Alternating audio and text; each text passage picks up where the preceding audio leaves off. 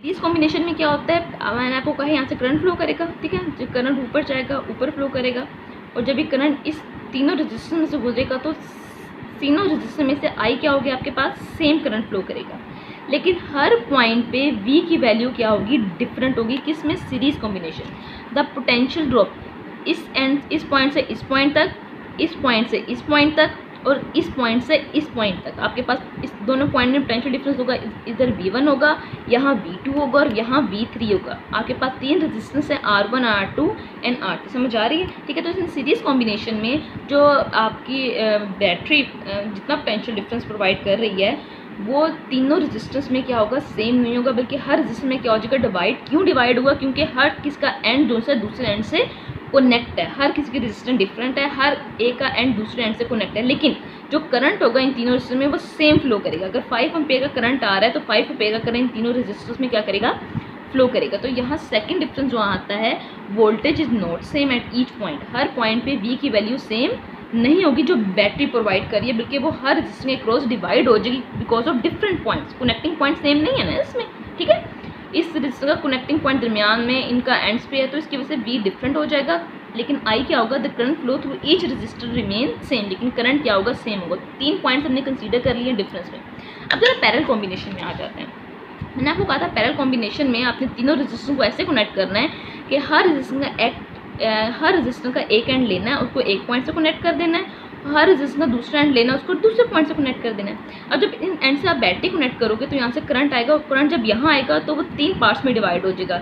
एक पॉइंट यहाँ चला जाएगा, एक करंट का हिस्सा यहाँ चले जाएगा, और एक यहाँ। तो यहाँ से आप कह सकते हो कि इन पैरेलल कॉम्बिनेशन करंट जो सा है वो सेम नहीं रहता। बट इन पैरेलल कॉम्बिनेशन में देखें, जितना आप 10 वोल्ट या 5 वोल्ट बैटरी दे रही है, पोटेंशियल डिफरेंस, ठीक है, पोटेंशियल दे रही है, एनर्जी दे रही है पीछे से, वो क्या होगा, इन तीनों रेजिस्टेंस का जो कॉमन पॉइंट है वो तो सेम है।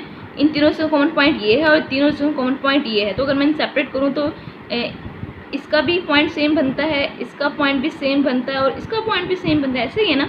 तो इन तीनों रेजिस्टेंस का कॉमन पॉइंट क्या है, सेम है। तो अगर बैटरी 10 वोल्ट का पोटेंशियल डिफरेंस प्रोवाइड कर रही है तो वही 10 वोल्ट का पोटेंशियल डिफरेंस इन तीनों रेजिस्टेंस के टर्मिनल्स, इसे टर्मिनल्स बोलते हैं, इस पर आ जाएगा, ठीक है। यानी यहाँ से लेके यहाँ तक जो पोटेंशियल डिफरेंस होगा कितना होगा, 10 वोल्ट होगा। वो इस रेजिस्टेंस के क्रॉस भी इतना ही होगा, इस रेजिस्टेंस के क्रॉस भी होगा, और इस रेजिस्टेंस के क्रॉस भी इतना ही होगा। तो यहाँ से हमने क्या किया, हमने कहा इन पैरेलल कॉम्बिनेशन में voltage is same at 2 points, ठीक है, पोटेंशियल डिफरेंस सेम रहता है, लेकिन current flow through each resistance is different रहता है। फिर आपने दोनों की डायग्राम्स बना देनी है। अच्छा, अगर हम कहते हैं इस सर्किट में से टोटल रेजिस्टेंस फाइंड करो, तो सीरीज कॉम्बिनेशन में टोटल रेजिस्टेंस हम कैसे फाइंड करते हैं, रेजिस्टेंस को क्या करते हैं, plus R1 plus R2 plus R3। और इसकी मेरे ख्याल आप लोगों के पास जो डेरिवेशन है वो आपकी बुक में गिवन है, ठीक है। मोस्टली डेरिवेशन पेपर में नहीं आती, क्वेश्चन आपके शॉर्ट क्वेश्चन में आता है कि कोई सर्किट दे देते हैं और कहते हैं इक्विवेलेंट रेजिस्टेंस फाइंड करिए, डिफरेंस आ जाता है, या MCQs आ जाता है।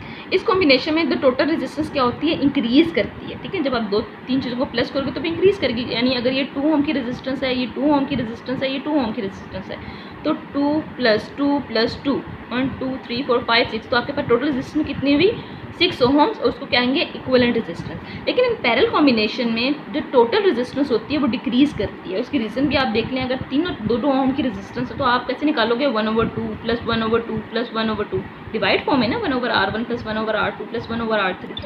और जब इनका LCM लोगे तो आपके पास टोटल रेजिस्टेंस क्या हो जाएगी, कम आएगी, ठीक है। आप करके देख लें, इसके पॉइंट्स में आ जाएगी। तो इसका मतलब है इन सीरीज कॉम्बिनेशन में टोटल रेजिस्टेंस इंक्रीज करती है, और पैरेलल कॉम्बिनेशन में टोटल रेजिस्टेंस क्या करती है, आपके पास डिक्रीज करती है। इस चीज़ को नोट कर लीजिएगा। ये आपके पास सीरीज और पैरेलल कॉम्बिनेशन होगी। इसी एग्जांपल ऐसे दे देती हूँ मैं। फॉर एग्जांपल आपने 3 बल्ब कनेक्ट किए हैं, ठीक है।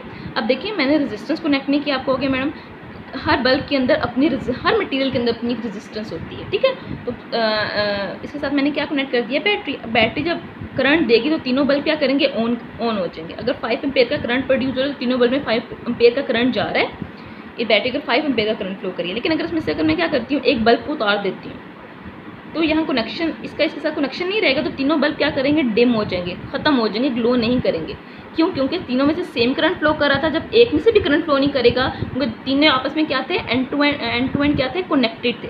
तो सीरीज कॉम्बिनेशन में होता है कि अगर आप एक बल्ब को उतार दोगे तो इसमें से फॉर एग्जांपल आप ऐसे देख लें, जैसे आपने मोस्टली शादियों में देखा होगा, घरों में लाइटनिंग हो रही होती है, पूरी पूरी लड़ियाँ होती हैं छोटी छोटी LEDs की, उसमें से अगर एक LED भी ख़राब हो जाती है ना, तो पूरी की वायर तार जो उनसे अब सारी नहीं जलती, वो सारी की सारी कोई भी बल्ब नहीं जलता। समझ आ रही है? क्यों नहीं चलता? क्योंकि वो सारी की सारी LEDs क्या होती हैं, आपस में सीरीज़ कॉम्बिनेशन में होती हैं। उसमें से एक भी LED ख़राब होती है, एक का कनेक्शन ख़राब होता है, तो सारी की सारी ख़राब हो जाती है। क्यों? क्योंकि देखिए सीरीज़ कॉम्बिनेशन में करंट सेम फ्लो करता है, ठीक है, इकट्ठा करंट जा रहा है, वो एंड टू एंड कनेक्ट है। एक एंड ख़राब होता है तो अगले वाला कनेक्शन उसे मिलता ही नहीं है। क्लियर हो रही है? ठीक है, लेकिन पैरेलल कॉम्बिनेशन में ऐसा नहीं होता। हमें जब न्यूमेरिकल्स देखेंगे तो हम देखेंगे कि पैरेलल कॉम्बिनेशन में मोस्टली ये फैक्टर, फॉर एग्जांपल अगर मैं इसमें से तीनों इस रेजिस्टेंस की तरह 3 बल्ब लगा दूँ इस तरह, ठीक है, फॉर एग्जांपल ऐसे देख लें, जैसे मैंने यहाँ एक बल्ब लगाया, ठीक है जी, यहाँ एक बल्ब लगाया, कनेक्ट हो गया, और फिर मैंने तीसरा बल्ब यहाँ लगा दिया, क्लियर हो गया, और इसको कनेक्ट कर लिया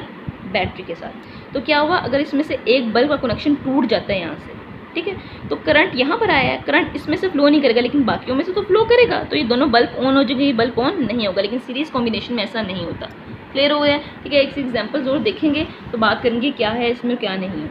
आपके पास मैंने डिफरेंस भी आपको बता दी कि सीरीज एंड पैरेलल कॉम्बिनेशन का। आपके पास जो नेक्स्ट टॉपिक आ रहा है बेटा, वो है resistance and resistivity and dependence on temperature. Important topic आपका, मोस्टली ऑब्जेक्टिव में शॉर्ट क्वेश्चंस आ जाते हैं, उसमें से शॉर्ट क्वेश्चंस बनते हैं, वो मैं आपको बता देती हूँ पहले, फिर इस टॉपिक को रीड करते हैं कि क्या है। इसमें से शॉर्ट क्वेश्चंस आते हैं, वो आते हैं, कहते हैं डिफ्रेंशिएट करें बिटवीन रेजिस्टेंस और रेजिस्टिविटी में, डिफरेंस बयान करें बिटवीन कंडक्टेंस और कंडक्टिविटी में। ठीक है, सबसे पहले हम बात करते हैं रेजिस्टेंस की कि रेजिस्टेंस होती क्या है। अभी हमने कहा कि रेजिस्टेंस वो ऑपोजिशन है, ठीक है, जो किसी भी करंट को फ्लो करने में रुकावट डालती है, उसको रेजिस्टेंस बोलते हैं। लेकिन हमने देखना है रेजिस्टेंस की डिपेंडेंस किस चीज़ पे, कि रेजिस्टेंस डिपेंड किस पे करती है। सबसे पहले opposition to the flow of current is called resistance. ठीक है, फार्मूला किया R=V/I, और यहाँ से हम देख लें, अगर करंट इंक्रीज़ करेगा तो रेजिस्टेंस डिक्रीज, रेजिस्टेंस इंक्रीज़ करेगा तो इन्वर्स रिलेशन है। यूनिट क्या है रेजिस्टेंस का? ओम्स। आपने पीछे ओम्स को डिफाइन कर लिया। अब हमने देखना on which factors the resistance of a conductor depends. ये क्वेश्चन भी आ जाता है, on which factor the resistance of conductor depend. अब देख लें रेजिस्टेंस किस चीज़ पे डिपेंड करती है। रेजिस्टेंस डिपेंड करती है बेटा लेंथ पे और एरिया पे। R is directly proportional to length. जितना किसी कंडक्टर का लेंथ इंक्रीज होगा उसकी रेजिस्टेंस भी उतनी इंक्रीज होगी। क्यों? जितना लेंथ इंक्रीज होगा उसमें नंबर ऑफ मॉलिक्यूल्स एटम्स की तादाद ज़्यादा होगी, और जितना जब करंट जितना फ्लो कर रहा होगा उसमें से इलेक्ट्रॉन्स मूव कर रहे होंगे, वो ज़्यादा स्ट्राइक करेंगे एटम्स और मॉलिक्यूल्स के साथ, उसकी वजह से थर्मल एनर्जी ज़्यादा प्रोड्यूस होगी। जितना एरिया कम होगा, ठीक है, कम होगा, उतनी रेजिस्टेंस क्या करेगी? इंक्रीज करेगी। ठीक है, अब एरिया कम होने का मतलब क्या है? एरिया कम होने का मतलब है, अगर आपके पास एक कंडक्टर ये है जिसका ये क्रॉस सेक्शन एरिया ज़्यादा है, ठीक है, और एक कंडक्टर मैं छोटा ले लेती हूँ जिसका क्रॉस सेक्शन एरिया छोटा सा है, ठीक है, तो छोटे से एरिया में नंबर ऑफ एटम मॉलिक्यूल्स की तादाद ज़्यादा होगी और आपस में क्लोज भी होंगे। जो ज़्यादा क्लोज होंगे तो वो चार्जेस जो कंडक्टर के अंदर मूव कर रहे थे बैटरी की वजह से, वो जल्दी कोलाइड करेंगे दूसरे के साथ। ऐसे देख लें, जैसे आप किसी रशी एरिया में हो तो आपको धक्के ज़्यादा लगते हैं, आप किसी ऐसे बस में चढ़ जाओ जहाँ लोग ज़्यादा हो तो आपको धक्के ज़्यादा लगते हैं, ऐसे ही है ना, तो आप ज़्यादा कोलाइड करते हो, ऐसे ही है। इसी तरह जिसका एरिया कम हो जाएगा, ठीक है, एरिया कम, उसमें नंबर ऑफ मॉलिक्यूल्स एक छोटी जगह पे ज़्यादा आ जाएंगे। क्लियर हो? तो R is directly proportional to length. Length increase करने से रेजिस्टेंस इंक्रीज करेगी, लेकिन एरिया डिक्रीज करने से रेजिस्टेंस डिक्रीज करेगी, एरिया इंक्रीज करने से रेजिस्टेंस डिक्रीज करेगी। ठीक है, समझ आ रही है? एरिया कम होगा, कम एरिया होगा तो एटम्स मॉलिक्यूल ज़्यादा आपस में क्लोज होंगे, जितने क्लोज होंगे उतनी रेजिस्टेंस इंक्रीज होगी। तो मैं अगर अगले फॉर्म में लिखूँ तो मैं लिखूँगी R is directly proportional L/A। जो हम डायरेक्ट रिलेशन को खत्म करते हैं तो हमारे पास एक न्यू फैक्टर आता है जिसे हम कहते हैं रेजिस्टिविटी। ठीक है, जिसे कॉन्स्टेंट ऑफ प्रोपोर्शनलिटी भी कहते हैं, क्योंकि आपको पता है कॉन्स्टेंट ऑफ प्रोपोर्शनलिटी हर वो टर्म होती है प्रोपोर्शनलिटी जिसको हम डायरेक्ट रिलेशन से खत्म करते हैं। अब रेजिस्टिविटी क्या होती है, इसको हमने डिफाइन करना है। क्लियर हो गया? ठीक है, यहाँ से देख लें, ये टर्म बहुत इंपॉर्टेंट है, आपके पास MCQs में आ जाता है बेटा, कॉन्स्टेंट ऑफ रेजिस्टिविटी। अब रेजिस्टिविटी को डिफाइन कैसे करेंगे? देखें, ऊपर लेंथ है, नीचे एरिया है। क्लियर हो गया? यहाँ से देखें, रो है रेजिस्टिविटी, ठीक है, रो बोलते हैं इसको। यहाँ से रो की जब वैल्यू निकालेंगे तो आपके पास आएगा RA/L।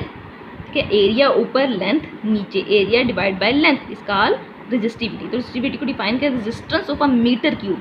ठीक है, metre cube of a material, किसी भी मटीरियल की मीटर क्यूब में जो रेजिस्टेंस है उसको क्या बोलते हैं? रेजिस्टिविटी। इसका मतलब रेजिस्टेंस और रेजिस्टिविटी एक दूसरे के प्रोपोर्शनलिटी हैं। ठीक है, जहाँ रेजिस्टेंस होगी वहाँ रेजिस्टिविटी भी मौजूद होगी, ये कहने का मतलब है। तो आपने डिफाइन करना है रेजिस्टेंस ऑफ मटेरियल का resistivity, unit of resistivity is ohm metre, ठीक है। अब ओहम मीटर कैसे आया, रेजिस्टिविटी का फार्मूला आपने निकाला RA/L, रेजिस्टेंस का ओहम होता है, एरिया का मीटर स्क्वायर होता है और लेंथ का मीटर होता है, एक मीटर से कैंसिल, तो आपके पास रेजिस्टिविटी का फार्मूला आया है ओहम मीटर। तो अगर अब मैं आपको कहूँ कि difference between the resistance and resistivity, तो उससे पहले आप डेफिनेशन लिखोगे दोनों की, ठीक है, दोनों का फार्मूला लिखोगे, दोनों का यूनिट लिखोगे। और तीसरी इंपॉर्टेंट चीज़ आपने लिखनी है डिपेंडेंस दोनों की, कि रेजिस्टेंस किस चीज़ पे डिपेंड कर रही है और रेजिस्टिविटी किस चीज़ पे डिपेंड कर रही है। देखिए मैंने 2 पॉइंट्स लिख रही हूँ यहाँ पर, ये आपने अपने डिफरेंस में लिख लेना है। Resistivity is the characteristics of a wire, किसी भी गिवन वायर की करैक्टरिस्टिक्स खसूसियत होती है, जबकि resistivity is the property of a wire of a material of which the wire is made, जबकि रेजिस्टिविटी किसी मटेरियल की प्रॉपर्टी होती है जिससे वायर मिलके बनी हुई है। अब जब मैं इसको एक्सप्लेन कर देती हूँ what is meant by this. Characteristics का मतलब क्या होता है, इसका मतलब होता है कि रेजिस्टेंस किस पे डिपेंड कर रही है, करैक्टरिस्टिक्स किसी भी वायर की करैक्टरिस्टिक्स में से जिसमें से करंट पास कर रहा है। करंट मतलब उसका लेंथ कम है ज़्यादा है, उसका एरिया कम या ज़्यादा है, इसका मतलब ये उसकी डायमेंशन का मतलब होता है उसकी लेंथ कितनी है, उसकी विड्थ कितनी है, उसका एरिया कितना है, रेजिस्टेंस उस पर डिपेंड करती है। किसी मटेरियल की लेंथ कम या ज़्यादा करने से उसकी रेजिस्टेंस पे इफेक्ट हो सकता है। फॉर एग्जाम्पल मैंने आपके एग्जाम्पल के लिए 2 कॉपर रोड लिए हैं, ठीक है। अब ये भी कॉपर से मिलके बना हुआ है, ये भी कॉपर से मिलके बना हुआ है, इसकी लेंथ ज़्यादा है, इसकी लेंथ कम है, तो क्या हो गया, दोनों का मेटल, दोनों मटेरियल तो सेम है, दोनों की प्रॉपर्टीज़ तो सेम है, ठीक है, दोनों कॉपर से मिलके बनी है, लेकिन क्या हुआ है, एक ही लेंथ कम है, एक ही लेंथ ज़्यादा है। तो जिसकी लेंथ ज़्यादा है उसकी रेजिस्टेंस भी ज़्यादा होगी और जिसकी लेंथ कम है उसकी रेजिस्टेंस भी कम होगी। समझ आ रही है? तो रेजिस्टेंस किस पे डिपेंड कर रही है, करैक्टरिस्टिक्स ऑफ यानी डायमेंशन पे डिपेंड कर रही है, ये ठीक है, ज्योमेट्री यानी लेंथ और विड्थ पे डिपेंड कर रही है, ठीक है। एक चीज़ और, रेजिस्टेंस टेम्परेचर पे भी डिपेंड करती है, जितना टेम्परेचर ज़्यादा होगा थर्मल एनर्जी इंक्रीज करेगी। तो resistance depends upon the characteristics of given wire like temperature पे, ठीक है, और उसकी डायमेंशन यानी विड्थ आपकी बुक में लिखा भी हुआ है, ज्योमेट्री यानी डायमेंशन यानी ज्योमेट्री पे यानी लेंथ और विड्थ पे डिपेंड कर रही है।